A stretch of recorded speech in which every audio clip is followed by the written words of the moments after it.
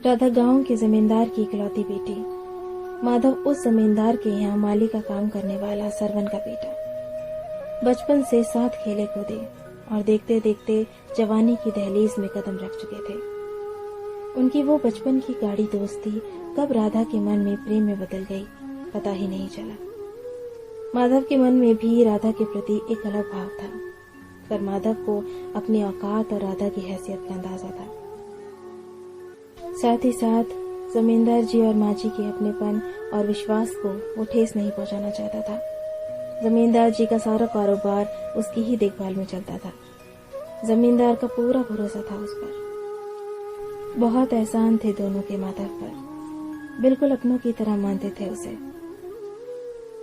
इसलिए वो राधा की भावनाओं को समझकर भी अनजान बनने की कोशिश करता रहता और ना चाहते हुए भी अपने जज्बातों पर पत्थर रखकर वो राधा से एक दूरी बनाकर रखने लगा। राधा का उसको नजरअंदाज करना बहुत तकलीफ दे रहा था और एक दिन वो हवेली के पीछे बने माधव के घर पहुंच गई। सरवन बगीचे में था और माधव घर पर अकेला। राधा को अचानक अपने कमरे में देख माधव सकपका गया। उसे कुछ समझ नहीं आ रहा था।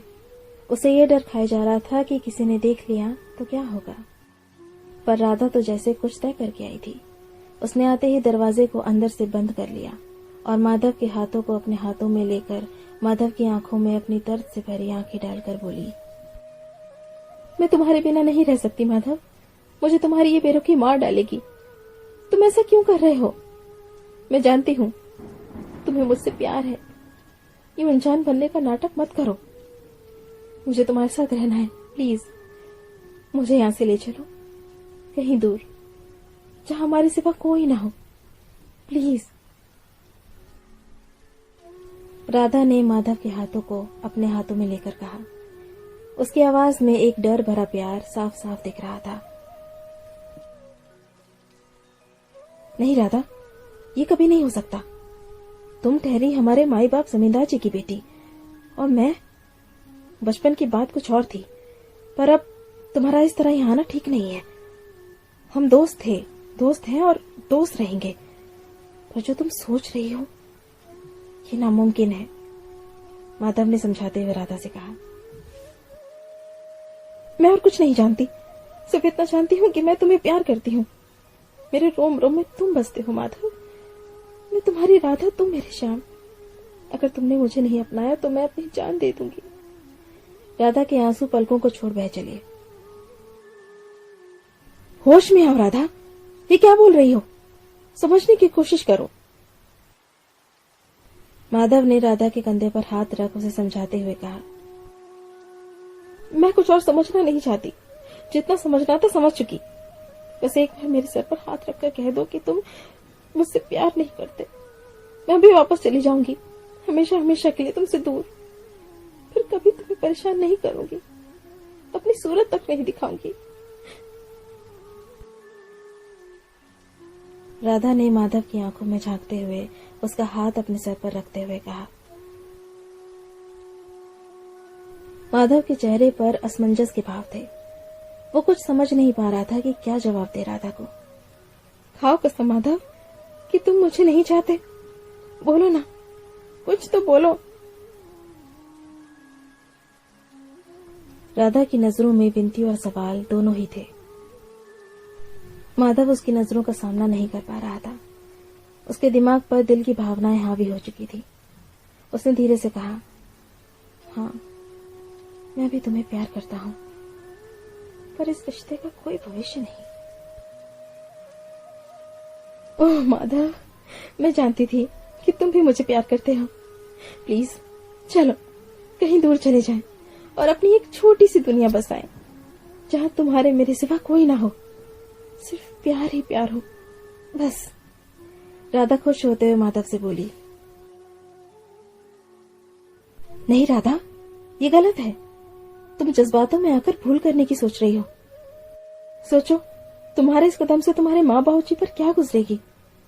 माँ ने 9 माह तुम्हें अपनी कोख में पाला है। बाबूजी ने बड़ी ही दुलार से तुम्हें पाल पोस कर बड़ा किया, काबिल बनाया। तुमने जो चाहा तुम्हें ला कर दिया। न जाने कितने अरमान होंगे उनके।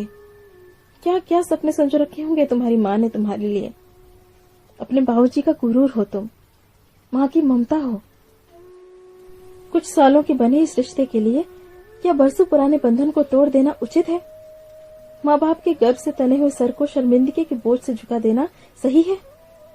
समाज में सरेआम उनकी मान मर्यादा को मिट्टी में मिलाना ठीक है? ताउम्र उन दोनों को समाज के ताने सुनने को छोड़ देना जायज है? अगर हम अपनी खुशी और स्वार्थ के लिए कहीं भाग चलते हैं तो क्या हमारे माँ बाप शर्म को लेकर जिंदा रह पाएंगे? जरा सोच कर देखो राधा। हम दोनों एक दूसरे को बचपन से जानते हैं, साथ खेले कूदे, साथ साथ बड़े हुए। मुझ जैसे गरीब को बाबूजी और माँ जी से सके माँ बाप जैसा प्यार मिला। उन्होंने कभी भी मुझे एक माली का बेटा होने का एहसास नहीं होने दिया। आज भी मैं हवेली में बेधड़क कहीं भी आ जा सकता हूँ, यहाँ तक कि तुम्हारे साथ भी कहीं भी चल सकता हूँ।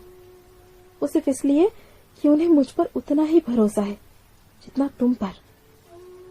क्या इस विश्वास की डोर को एक झटके में तोड़ देना तुम्हें गलत नहीं लगता राधा? राधा बड़ी हैरत से उसकी बातों को सुन रही थी, पर जवाब नहीं सूझ रहा था उसे। और हमारा प्यार माधव, क्या उसकी कोई कीमत नहीं? क्या हमारी खुशियों का कोई मोल नहीं? राधा ने सवाल किया। राधा, इस जहां में ऐसी अनगिनत प्रेम कहानियां हैं जिनका अंत हमेशा खुशनुमा रहा हो, ऐसा जरूरी नहीं। कुछ तो बहुत ही दुखद मोड़ पर आकर अपना दम तोड़ बैठी, और कुछ आज भी उसी खूबसूरती के साथ जिंदा है। भले ही उसके प्रेम पक्षी एक दूसरे से कभी मिल न पाए, फिर भी उन दोनों का प्रेम उनकी धड़कनों में धड़कता है। वो दूर रहकर भी एक दूसरे के पास होते हैं हमेशा। वैसे ही हमारा प्यार भी एक दूसरे के लिए हमेशा रहेगा, जो हम दोनों के दिल में धड़कन की तरह धड़कता रहेगा, लहू बन के नसों में बहता रहेगा, अंतिम सांस तक सांस बनकर चलता रहेगा। हम कहीं भी रहें और एक दूसरे की मौजूदगी का एहसास हमेशा अपने आस पास पाएंगे। प्यार भी तो एक एहसास ही है ना राधा? और वैसे भी राधा कृष्ण का प्रेम भी तो अधूरा ही था, पर आज भी प्रेम को परिभाषित करने के लिए उन दोनों के प्रेम से बेहतर कोई उदाहरण हो ही नहीं सकता। और तुमने ही तो कहा है कि तुम मेरी राधा और मैं तुम्हारा श्याम, तो उनके जैसा ही प्यार अपना भी तो होना चाहिए ना? माधव ने बड़े प्यार से राधा की नजरों में झांकते हुए कहा। राधा किंग कर्तव्य विमूढ़ सी माधव के चेहरे को देखती रह गई। उसकी नजरों में प्यार के साथ साथ माधव के लिए अगाध श्रद्धा उमड़ आई थी। उसने झुककर माधव के पैर छू लिए। उसकी इस हरकत से माधव हड़बड़ा के पीछे हट गया। अरे, ये क्या कर रही हो? राधा की बांह पकड़ उसको उठाते हुए माधव बोला। माधव, मैं ये तो जानती थी कि तुम बहुत ही शरीफ और संस्कारी हो, और आज तुम्हारी बातों ने तुम्हारी इज्जत मेरे दिल में और बढ़ा दी। तुम सच में बहुत ही महान हो माधव। मैं खुशकिस्मत हूं कि मुझे तुमसे प्यार हुआ। तुम सच कह रहे हो, प्यार एक एहसास ही तो है जो हमेशा साथ रहता है, भले ही हम एक दूसरे से दूर हों। अपने माँ बाप को दुखी करके हम कैसे खुश रह सकते हैं? मुझे माफ करना माधव, मैं जज्बातों के भंडार में उलझ के स्वार्थी हो गई थी। मुझे अपनी खुशी के अलावा कुछ दिख ही नहीं रहा था, पर तुमने मुझे सच्चाई का आईना दिखाकर जिंदगी भर के अपराध बोध से बचा लिया। हर बार की तरह आज भी एक आखिरी एहसान और कर दो माधव, फिर मैं चली जाऊंगी तुमसे दूर, हमेशा हमेशा के लिए। तुम कह के तो देखो राधा, इसमें एहसान कैसा और कहाँ जाने की बात कर रही हो तुम?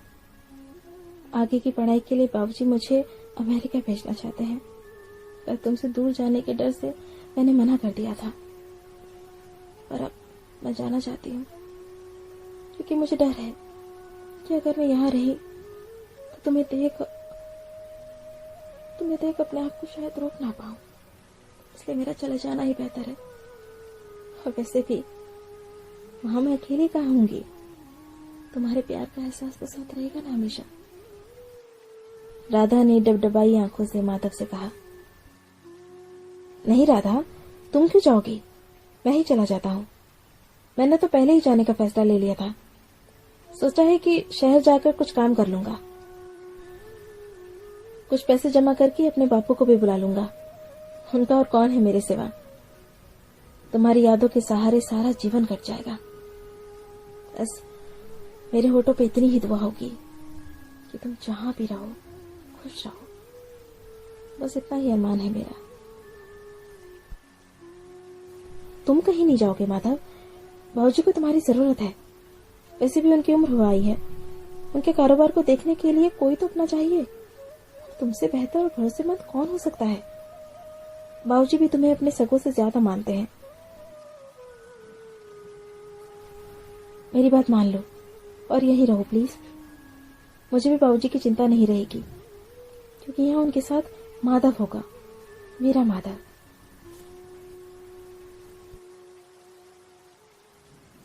माधव को उसकी आंखों की बेबसी और उन पर लरचते आंसू देखते न बन रहे थे। सच तो ये था कि रो तो वो भी रहा था, पर अपने आंसुओं को उसने अपने दिल में कहीं दबा रखा था। वो राधा को और कमजोर नहीं पड़ने देना चाहता था।